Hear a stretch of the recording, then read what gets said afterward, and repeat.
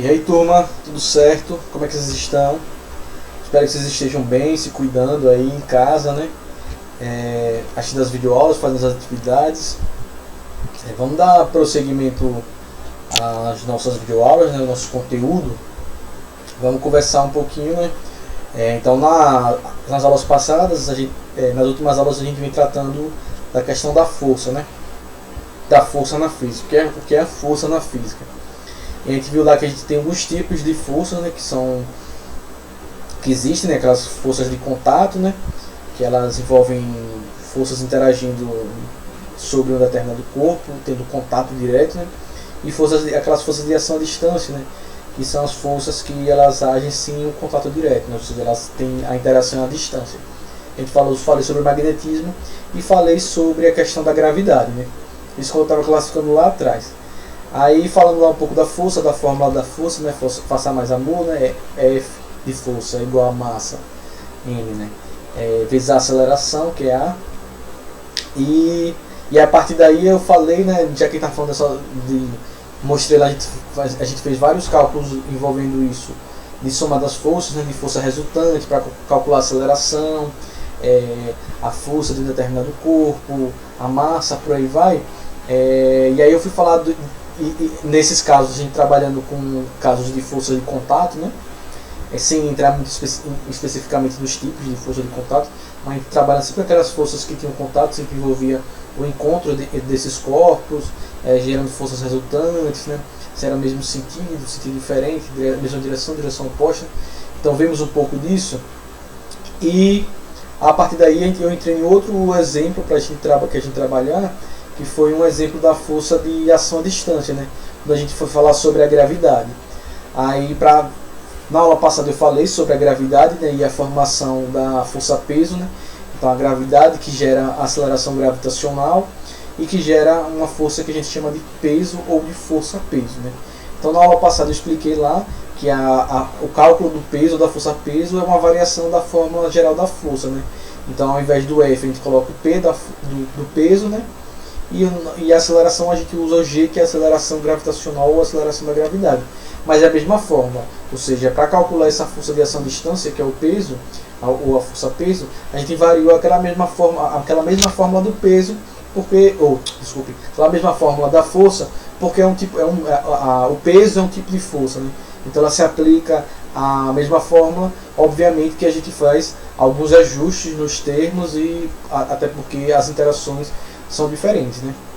E aí fiz um longo parênteses, mas espero que tenha sido proveitoso, para falar sobre, já que a gente estava falando de aceleração gravitacional, eu precisava trazer, já que a gente está estudando a física clássica, eu precisava trazer para a física clássica o que era a gravidade, né? O que era o que a gente chama da gravidade, da força gravitacional, que gera essa aceleração gravitacional que a gente ia utilizar no cálculo nos cálculos de peso, né? Então, para eu só não lançar isso, e eu trouxe lá um pouco do histórico, né?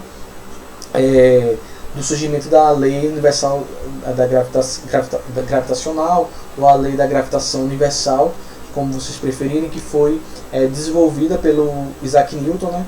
Que é um físico, um dos principais físicos da história, um dos principais cientistas da história da humanidade, né? Que alicerçou os conhecimentos sobre a física clássica, né?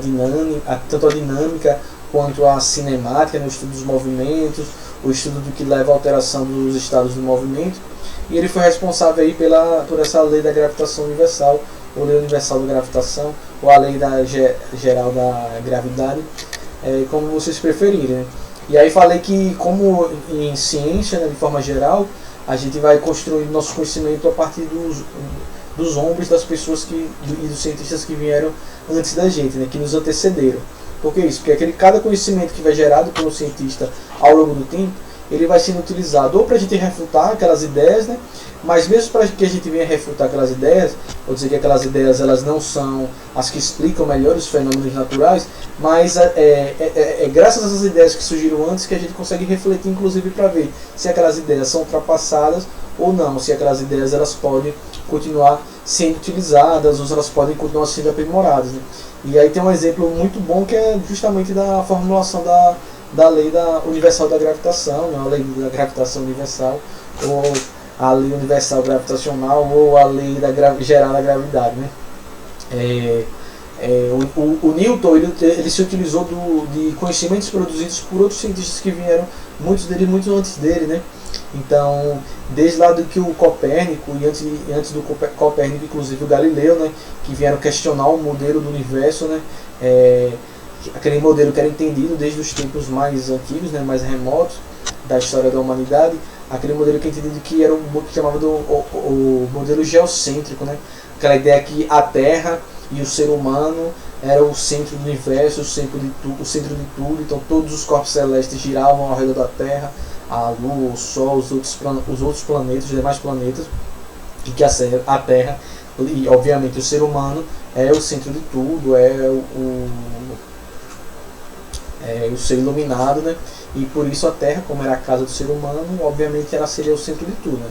E a partir daí outros cientistas, né, naturalistas na época vieram questionar isso, inclusive o Galileu Galilei, né, que veio defender a partir de evidências, de observações, de que na realidade o Sol era o centro do nosso universo, né, no caso do entendimento do nosso sistema planetário. Então ele comprovou com várias explicações, observações que ele fazia, né, do universo, dos movimentos. Então ele trouxe várias evidências para reforçar o modelo que a gente chama do modelo heliocêntrico, né? Então, um modelo que o Sol é o centro do nosso sistema. Chama de heliocêntrico porque um dos principais gases que formam o Sol é o gás hélio, né? Então esse hélio aí do Sol. Mas na época do Galileu ele foi bastante perseguido por essas ideias, foi bastante perseguido pela igreja, por outras pessoas que necessariamente não eram da igreja, mas que eram da elite social da época, né? E para ele foi julgado, inclusive ele ia morrer por heresia, né? E aí, para ele não morrer, ele negou tudo e falou: não, vocês estão certos, a Terra é mesmo o centro de tudo, porque senão ia matar ele, enforcado na fogueira, né? Mas depois dele, Copérnico, ele veio trazer mais evidências, e a partir do Copérnico se reforçou realmente que o Sol é o centro do nosso sistema planetário, né, do sistema solar. Então se reforçou o sistema heliocêntrico. Então veja que a partir dessa ideia do entendimento aí, que o Sol é o centro do universo, outros cientistas foram trabalhando em cima disso, né? Então veio o Kepler em seguida para explicar as órbitas, né, os caminhos que são percorridos, as trajetórias que são percorridas pelos planetas e pela Lua ao redor da Terra, dos planetas ao redor do Sol. Ele lá trazia aquelas explicações nas leis de Kepler, né, da velocidade que alterava o movimento, né, dos planetas, né. Em certo momento era um movimento acelerado, quando o planeta ele passava mais próximo do Sol, e ele gerava um movimento retardado, ou seja, de perda de aceleração, quando ele estava mais afastado do Sol. E a partir desses todos os princípios, o Newton ele veio a explicar, né, na sua lei da gravitação universal, que força era essa de atração, né? Então ele veio explicar o que gerava, porque os corpos celestes não ficavam vagando indefinitivamente no espaço, o que gerava essa atração e mantinha esses planetas, os corpos celestes, presos nessa órbita, porque a Lua simplesmente não caía na Terra, ou ela simplesmente se afastava e desaparecia. Então ele vai trazer aqueles pressupostos lá, né, que dependendo da massa e da distância dos corpos, a gente vai gerar este processo de atração. Então qualquer corpo que tem matéria, qualquer corpo que tem massa, ele vai gerar uma força gravitacional sobre os demais corpos, né?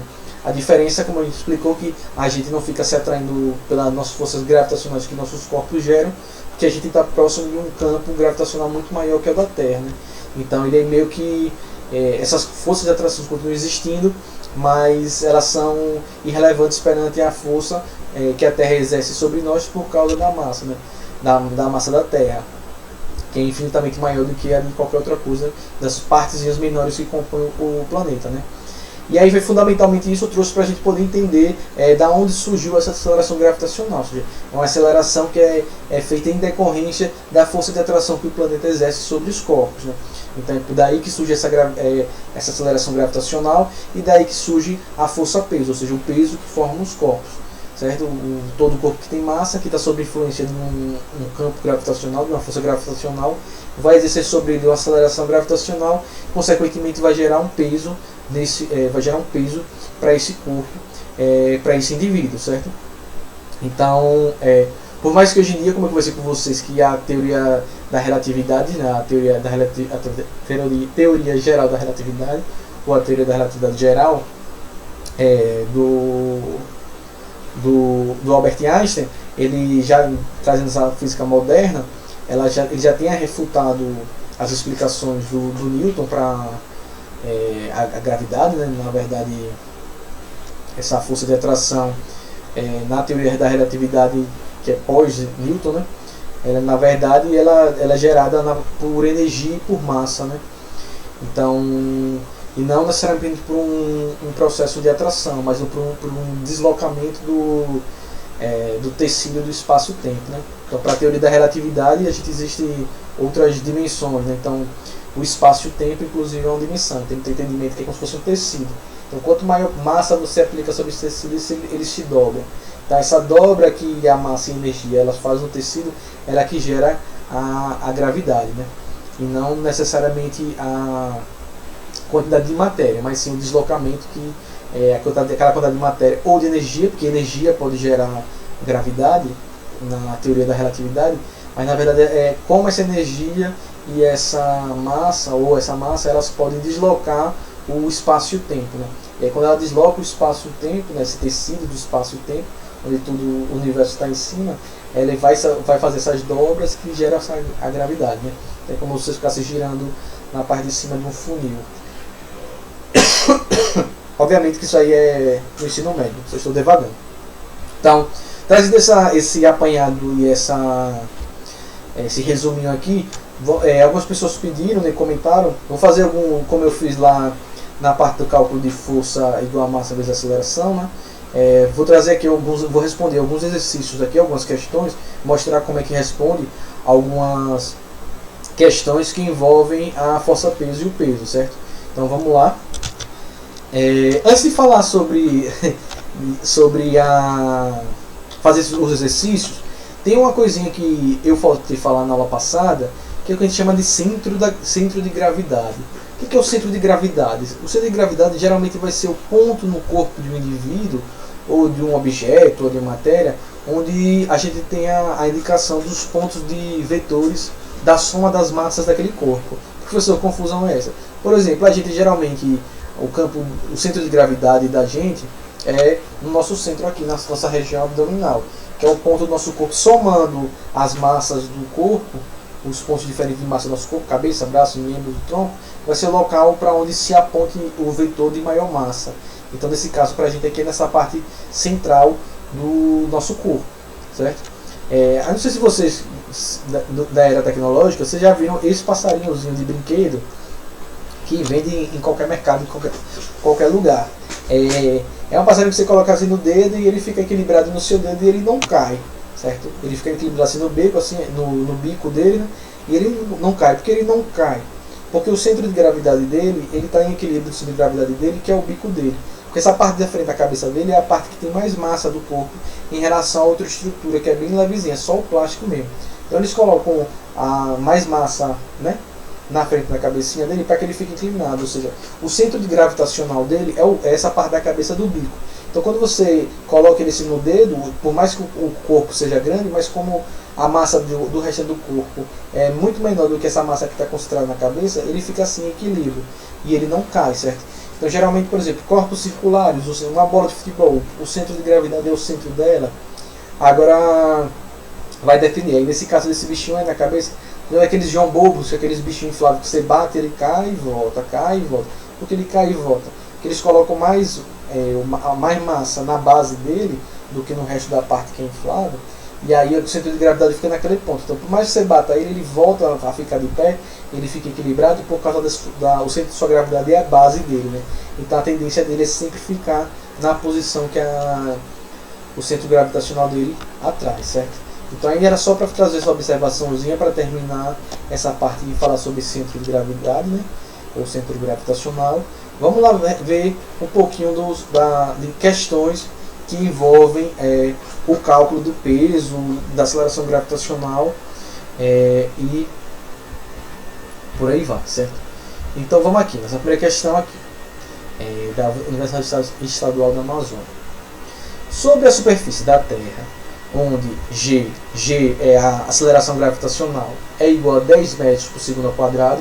Olha o que eu falei, né? A aceleração da Terra na realidade era 9,8 metros por segundo ao quadrado. Mas tem algumas questões que vão trazer considerando 10. Então, porque facilita os cálculos, né? Aí eles podem arredondar para 10. Então vocês usam 10 se a questão falar que é para usar 10. Se a questão falar que é para usar 9,8, vocês vão usar 9,8. Se a questão não informar, mas como você já sabe, mas geralmente as questões informam, mas se ela não informar, vocês têm que saber que a aceleração gravitacional da Terra é de 9,8 metros por segundo ao quadrado. Mas eu vejo que a questão está considerando 10, então ela considera 10. Então se a questão considerar 9,8, vocês não usem 10, porque vocês não vão achar a resposta certa. Certo? Então se ela está dizendo que é 10, você use 10. Se ela disser que é 9,8, vocês usam 9,8. Beleza? Então vamos lá. Então sobre a superfície da Terra, onde a aceleração gravitacional é de 10 metros por segundo ao quadrado, um astronauta apresenta peso igual a 700 N. Em uma expedição à Lua, onde a aceleração gravitacional da Lua é de 1,6 metros por segundo ao quadrado, a massa do astronauta será igual a... Então, o que vocês vão fazendo aí, vocês vão anotando as informações que ele deu. Então, ele já deu o G da Terra, a aceleração gravitacional da Terra, que é 10. Vocês já vão anotando no papel. O G da Lua, que é a aceleração da gravitacional da Lua, que é 1,6. E ele disse que na Terra, o peso desse astronauta, na superfície da Terra, o peso desse astronauta é de 700 N. Então, o que a questão está perguntando? Qual é a massa desse astronauta? Será igual a... Então, quando ele chegar na Lua, qual vai ser a massa dele e qual vai ser o peso dele na Lua? São essas duas coisas que é a questão que aqui você encontra. A primeira coisa que a gente tem que saber e tem que lembrar lá da teoria. A massa, ela não se altera. Ou seja, se o sujeito tem uma massa na Terra, a massa dele na Lua vai ser a mesma. Nem Júpiter, nem Plutão, no Sol, onde quer que ele esteja, a massa dele vai ser a mesma. Certo? A massa não se altera. Porque o que é a massa? É a quantidade de matéria de um corpo. Então a massa ela não se altera independente de onde esse sujeito esteja. Certo? Então, como ele deu a aceleração gravitacional da Terra e ele deu o peso na Terra, a gente pode encontrar a massa desse sujeito que vai ser independente para a Lua ou para a Terra. Então eu uso a fórmula peso é igual a massa vezes a aceleração gravitacional. Então como é que eu vou achar essa massa? Eu vou usar dois dados que ele me deu, né? A aceleração gravitacional na Terra e o peso desse astronauta na Terra. Então lá no lugar do P eu vou botar o 700. Então aqui eu estou só variando dessa forma. Vou botar aqui PT, não é o partido, é o peso na Terra, é igual a massa, que é independente de onde ele esteja, vezes GT, esse GT eu botei a aceleração gravitacional da Terra, certo? Vou botar isso só nessa questão, só para vocês entenderem que eu estou fazendo coisas separadas, certo? Nas próximas, espero que vocês já consigam captar esse raciocínio. Então, o PT, então lá no lugar do PT eu vou colocar 700 newtons, que é o peso desse astronauta na Terra, é igual a massa, que eu não sei o que eu quero descobrir, vezes 10, que é a aceleração gravitacional da Terra que ele me considerou aí.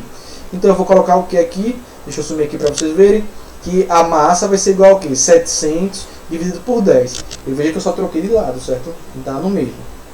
Eu podia botar 700 sobre 10 é igual a M. Não faz diferença. Então eu botei aqui que M é igual a 700 sobre 10, ou seja, 700 dividido por 10. Fazendo essa continha eu descubro o quê? Que M é igual a 70 kg. Cortei ali o zero, cortei um zero de baixo e um zero de cima. Então, eu descobri que a massa desse astronauta é de 70 kg. Qual é a massa que ele vai ter na Lua, professor? 70 kg, não muda, certo? A massa vai ser a mesma. Então, já achei a massa. Então, eu já consigo eliminar a letra C, a letra D e a letra E, que diz que a massa é diferente de 70 kg. Então, ou a resposta é a letra A ou a letra B. Então, agora a gente precisa descobrir qual é o peso desse astronauta na Lua, certo?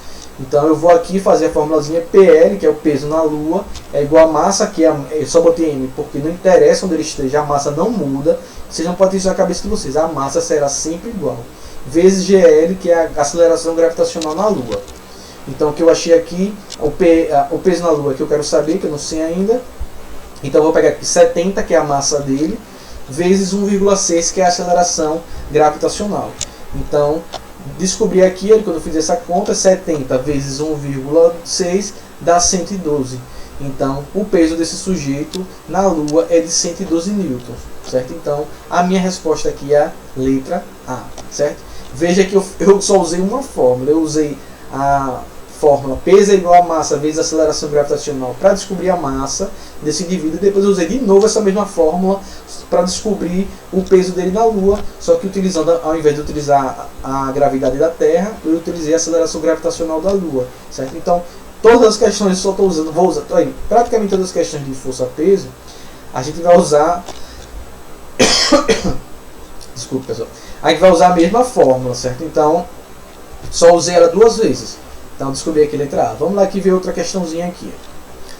Um objeto que pesa 650 newtons na Terra, olha, você já anota, peso na Terra, 650 newtons, tem peso igual a 1625 newtons em Júpiter. Pum. Aí você já anota aí, peso em Júpiter, P, Júpiter, 1625. Já vai anotando as informações que ele vai dando. Cada vez que ele for dando uma informação, você vai anotando, porque você vai ver, você vai olhar depois, o que é que está faltando? É isso que você tem que descobrir na questão. Então, ele disse lá que o peso do objeto na Terra é de 650 newtons e que o peso em Júpiter é de 1625 newtons. Ele quer saber que determine a gravidade desse planeta em metros por segundo ao quadrado, ou seja, ele quer saber o que? Qual é a gravidade de Júpiter? Sabendo que lá a informação, considerando mais uma vez aí que a gravidade da Terra é de 10 metros por segundo ao quadrado, certo? Então ele quer saber qual é, então ele deu o peso na Terra, o peso em Júpiter, ele deu a aceleração gravitacional da Terra, ele quer saber qual é a aceleração gravitacional de Júpiter, mas ele não disse uma coisa, o que? Ele não informou qual é a massa, certo? Então, se você for anotando tudo que a questão der, você vai ver já o que é que você precisa descobrir. Ou seja, qual é o próximo passo que você precisa dar. Então, nesse caso aí, para você descobrir a aceleração gravitacional de Júpiter, você precisa descobrir qual é o peso, certo? Ou o peso ele já deu, você tem que descobrir qual é a massa. Então, eu vou lá usar a fórmula. Peso é igual a massa vezes a aceleração gravitacional. Como é que eu descubro essa massa? Ele me disse qual é o peso desse objeto na Terra e ele me disse qual é a aceleração gravitacional da Terra. Então, ele já me deu com essas duas informações, eu consigo descobrir qual é a massa desse objeto, certo? Eu não posso utilizar o de Júpiter porque eu não sei nem a massa, nem qual é a aceleração gravitacional de Júpiter. Então, não teria como descobrir a massa usando os dados de Júpiter, certo? Então, eu vou usar os da Terra. Então, eu vou substituir lá. Então, o peso na Terra é de 650 newtons, igual a massa, que é o que eu quero saber, vezes 10, que é a aceleração gravitacional que ele está considerando nessa questão aqui. Então, eu vou fazer aqui minha conta. Aí. Então, a massa vai ser igual a quê? 650 dividido por 10, ou 650 sobre 10. Cortei ali o zerinho. Então, eu descobri que a massa desse objeto é de 600 kg. Certo? Então, descobri aqui que a massa do objeto é de 600 kg. Então, se eu descobrir que a massa dele é de 65 kg, agora sim eu posso descobrir qual é a aceleração gravitacional de Júpiter, porque agora eu tenho o valor da massa e a questão já tinha me dado qual é o peso desse objeto em Júpiter. Então lembre lá, a massa vai ser sempre a mesma em qualquer lugar. Então se a massa na Terra é de 65 kg, a massa em Júpiter também vai ser de 65 kg. Então vou de novo pegar a mesma fórmula, peso é igual a massa vezes a aceleração gravitacional. Então agora eu vou utilizar os dados de Júpiter. Então o peso, eu vou botar lá em 1625, é igual que a 65, que é a massa, não muda, vezes a aceleração gravitacional de Júpiter, que é o que a questão quer saber.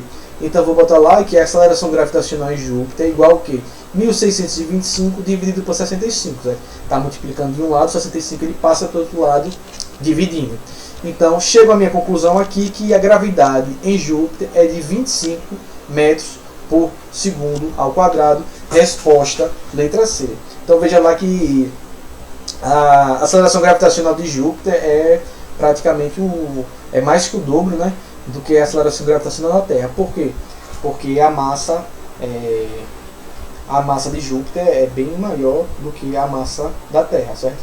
Então, quanto mais massa tiver um corpo, maior vai ser a sua força gravitacional e vai gerar uma aceleração gravitacional maior. Então tá aí a questão, olha, usei de novo só uma fórmula duas vezes para conseguir responder essa questão aí, certo? Vamos lá para ver mais uma questão, certo? Por isso que elas são parecidas, elas têm níveis diferentes de dificuldade, mas são todas fáceis, né? Então, sabe-se que um corpo de 20 kg, então a massa, apresenta um peso igual a 350 newtons na superfície de um planeta desconhecido. Calcula a intensidade da aceleração gravitacional desse planeta. Então, ele não sabe que planeta é, que é a questão dele. Ela diz que esse corpo tem 20 kg de massa e ele tem um peso igual a 350 newtons. Então ele disse a massa, ele disse o peso, mas ele quer saber qual a aceleração gravitacional desse planeta. Vou usar a mesma fórmula. Peso é igual a massa vezes a aceleração gravitacional. Então o que eu preciso fazer aqui? Então no lugar do peso, vou botar lá os 350 newtons, que é o peso, vai ser igual ao que? A 20 quilogramas, que é a massa desse corpo, vezes G, que eu quero saber qual é a aceleração gravitacional. Então vou descobrir aqui que G é igual ao que? 350 dividido por 20. Certo? Eu corto 0 e depois faço lá 35 dividido por 2. Eu descubro que a aceleração gravitacional desse planeta desconhecido é de 17,5 metros por segundo ao quadrado. Aí a Terra não. A gente sabe que a Terra é de aproximadamente o 9,8 quando considera arredondado em 10 metros por segundo ao quadrado. Então esse corpo aí, ele não está, com certeza você sabe que ele não está na Terra, ele está em um outro corpo celeste.